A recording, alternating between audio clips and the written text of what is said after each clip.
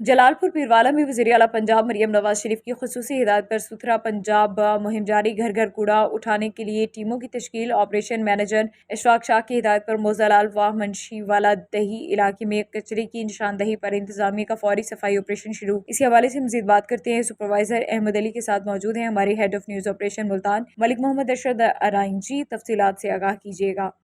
जी बिल्कुल, मैं इस वक्त मौजूद हूँ तहसील जलालपुर पीरवाला के इलाके मौजा लालवा में, जहाँ पे जो है ना वज़ीर आला पंजाब मरियम नवाज़ की हिदायत पर साफ़ सुथरा पंजाब के हवाले से एक आगाही मुहिम दी जा रही है। हमारे साथ यूसी के सुपरवाइज़र अहमद अली मौजूद है। मैं मजीद उनसे बात करते हैं। अहमद भाई, आप बताएँ कि आपको क्या ट्रेनिंग दी गई है? जी बिस्मिल्लाहिर्रहमानिर्रहीम। हमें ऑपरेशन मैनेजर सर इशफाक साहब की जानिब से हमें ट्रेन किया गया कि आपने जो है ना आगाही के लिए कैंपस लगाने अपनी यूसी में, और लोगों को ये जो शॉपर वगैरह दिए गए हैं, बैग्स वगैरह ये तकसीम करने, ताकि उनसे आलाइशें वगैरह ली जाएं और माहौल ख़राब ना हो उससे।